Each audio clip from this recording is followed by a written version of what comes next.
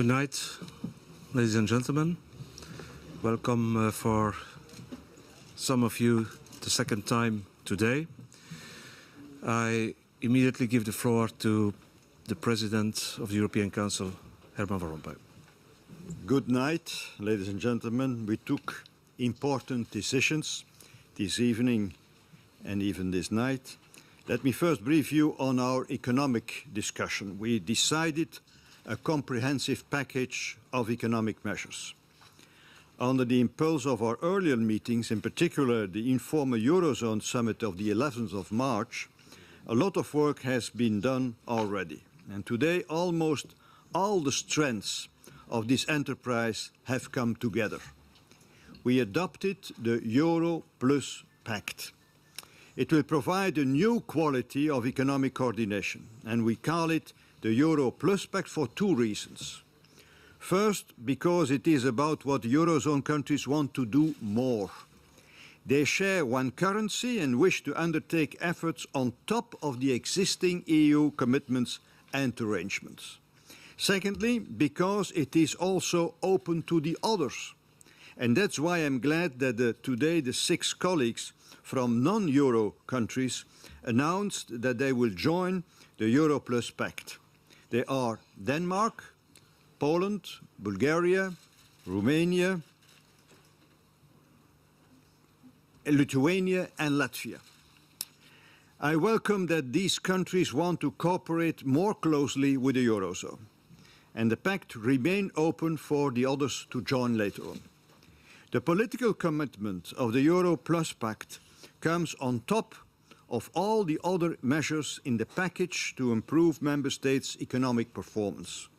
The stronger Stability and Growth Pact on fiscal surveillance, the new macroeconomic surveillance, and the implementation of the EU 2020 strategy on more economic growth, on more structural economic growth. Today we also started the European semester. We gave a clear orientation for the preparation of the next year's national budgets and reform plans. All these measures are key for our future. Furthermore, we have undertaken to guarantee collectively the financial stability of the Eurozone.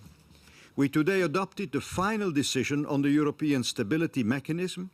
After national approvals, this decision will clear the road for the successor to the temporary facility. We confirmed the operational features, in fact, the operational features of the permanent stability mechanism. We will make sure that 500 billion euro is available with AAA status. We have agreed to ensure that the temporary facility has an effective lending capacity of 440 billion euro. It will be in place in June. Finally, in order to repair the financial sector, we underline the importance of credible stress tests. Banks must do the tests, governments must be ready to deal with the outcome of the tests. A final remark on the economy. Some people fear this work is about dismantling the welfare states and social protection. Not at all. As I said it at lunchtime, it is to save it. What we do is to make sure that our economies are competitive enough to create jobs and to sustain the standard of living for all our citizens, and that's what our work is about. Tonight we also talked about the situation in Libya. 2 weeks ago, in an extraordinary European Council, we adopted a clear line on Libya. We decided that to safeguard the safety of the civilian population, Member States could, and I quote, examine all necessary options, provided that there is a demonstrable need, a clear legal basis, and support from the region. Those 3 conditions have been met. The regime stepped up the violence against its own people. Last week, the UN Security Council agreed the landmark resolution on Libya, and this provided the legal basis. The support from the Arab League was also there. The actions undertaken by a coalition of European, Arab and North American countries implementing the UN resolution have contributed to protect the civilian population of Libya. A bloodbath had been avoided, thousands of lives have been saved.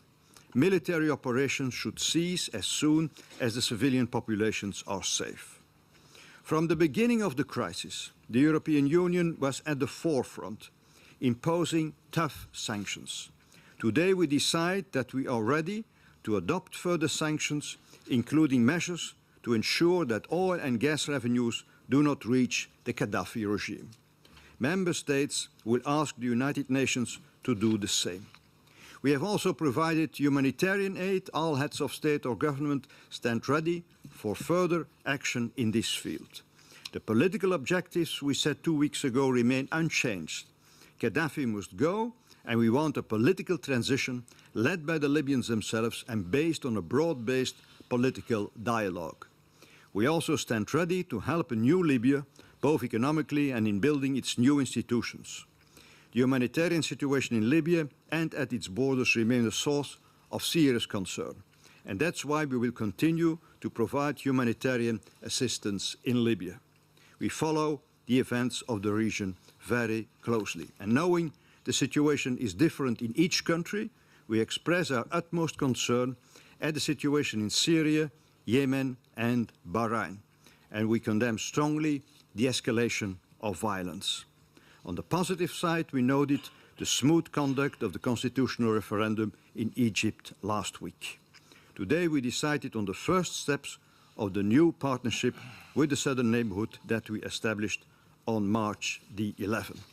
Tomorrow morning we will discuss the other international headline issue, the catastrophe in Japan, and we will adopt the conclusions of this European Council of March. Thank you.